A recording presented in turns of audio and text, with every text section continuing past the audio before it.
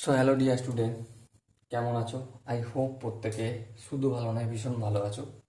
স্ক্রিনের ওপর কোন পরিমাপের ধারণার একটা কোশ্চেন দেখা যাচ্ছে। সো এই কোশ্চেনটা পড়বো, বুঝবো, কনসেপ্ট অনুযায়ী এই প্রশ্নটা আমরা সলিউশন করার চেষ্টা করবো। ওকে, সো দেখো প্রশ্নটা কি বলেছে। 3:25 সময় ঘড়ির মিনিটের কাঁটা ও ঘন্টার কাঁটার মধ্যে কত কোণ উৎপন্ন করবে। সাপোজ এই আমাদের ঘড়ি, ঠিক আছে, এইখানে 12 থাকবে, এখানে থাকবে 6, এখানে থাকবে 3, এখানে থাকবে 9, এখানে 4, 5 থাকলো। ওকে, তো ঘন্টার কাঁটাটা 3:25 কত দূর যাবে? এই 3টে যাবে, 3:30 যাবে, তার থেকে একটু কম যাবে। সাপোজ এই জায়গাটা যাচ্ছে ঘন্টার কাঁটাটা। ওকে, এই জায়গাটা গেল। আর মিনিটের কাঁটাটা যাবে কোথায়? এই 25, তাই তো, 5-এর ঘরে যাবে, মানে এখানে যাবে। সো এর যে মধ্যবর্তী কোণ, এটাকে আমাকে নির্ণয় করতে হবে। ওকে, সো দেখো শুরু কোথা থেকে করি? 12টা থেকে শুরু করি। সো ভেবে দেখো 3:25 ঘন্টার কাঁটাটা কত দূর গেছে। এখান থেকে এখান পর্যন্ত যদি আমি জানতে পারি, আর মিনিটের কাঁটাটা 25 মিনিটে কত দূর গেছে, কত ডিগ্রি গেছে, এই দুটো যদি জানতে পারি, তাহলে মিনিটের কাঁটাটা যত দূর গেছে তা থেকে যদি ঘন্টার কাঁটাটা যত দূর গেছে বিয়োগ করে দিই, আমরা এখানের এই জায়গাটা পেয়ে যাব। হ্যাঁ, পেয়ে যাব। আশা করি আমি কি বলতে চাইছি, কোন কনসেপ্টে বোঝাতে চাইছি, তোমাদের ক্লিয়ার হয়ে গেছে। ওকে, এবার দেখো ঘন্টার কাঁটাটার প্রথমে গল্প করব। ঘন্টার কাঁটাটা কত দূর যাচ্ছে দেখো, 3:25, তাই তো, 3:25। এই ঘন্টার কাঁটাটা 3:25 বাড়াতে কতক্ষণ সময় লেগেছে? 3 ঘন্টা প্লাস 25 মিনিট সময় লেগেছে। ঠিক বললাম? অবশ্যই ঠিক। এবার আমি একটা কাজ করব। কি কাজ? এই যে মিনিট রয়েছে এটাকে আমি ঘন্টায় কনভার্ট করব। তাহলে কি করতে হবে? এটাকে আমাকে 60 দিয়ে ভাগ করব, এই ঘন্টায় কনভার্ট হয়ে গেল। ওকে, তাহলে দেখো এটা 3 লিখলাম, প্লাস 5×5=25, 5×12=60, 3 প্লাস 5/12, আর প্যাকেটের বাইরে আওয়ার্স, ঘন্টা চিহ্ন লিখে দিলাম। ওকে, 3 প্লাস 5-12, এটাকে যদি ভগ্নাংশের যোগ বিয়োগ করি তাহলে কি হবে? হর হবে 12, 3×12=36।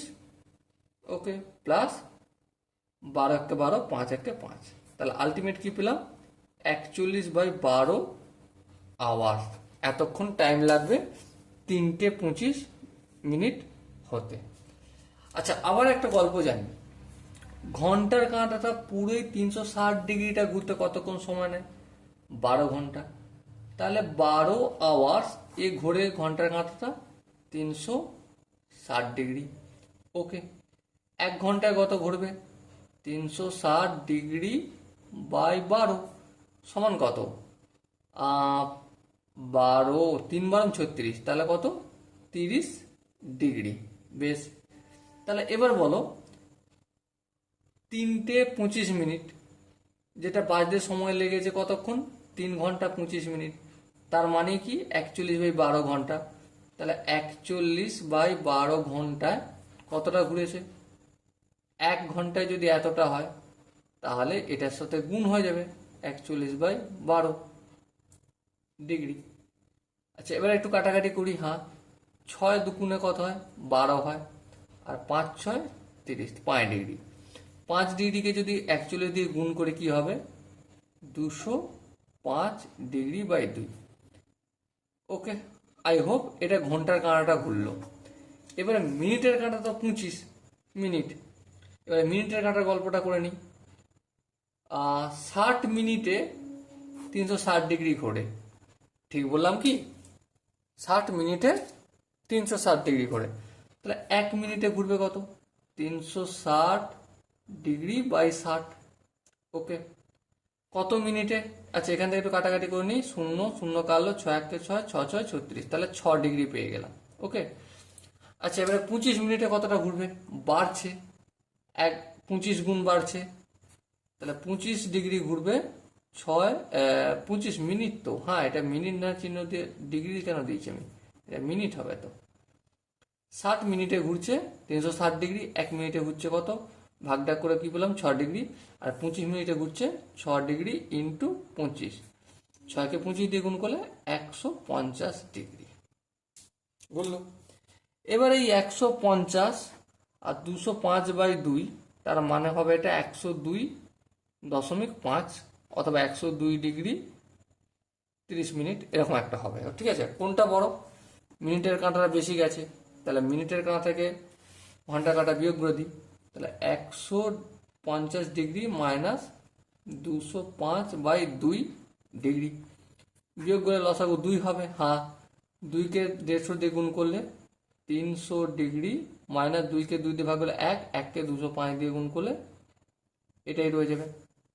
এবার দেখো কত হবে এটা, 300 থেকে যদি 205 বিয়োগ করি 95 ডিগ্রি/2, এবার 95কে যদি 2 দিয়ে ভাগ করি কত হবে, 47.12 হবে।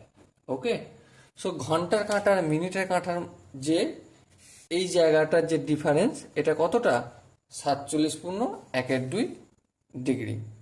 এবার দেখো আমি যে কনসেপ্ট বোঝানোর চেষ্টা করেছি, আলটিমেট সেই কনসেপ্টটা কি বুঝতে পেরেছো? যদি একবার বুঝে যাও, এই টাইপের যত অঙ্ক আসবে অনায়াসে তোমরা করতে পারবে। আশা করি আমি বাদ দিয়ে বাকি তোমরা প্রত্যেকে বুঝতে পেরেছো। এরপরও যদি কারো ডাউট থাকতেই পারে, তার জন্য কমেন্টে জানাও। ওকে, সো দেখা করছি পরবর্তী সেশনে, ততক্ষণ পর্যন্ত ভালো থেকো, সুস্থ থেকো এবং জয় হিন্দ।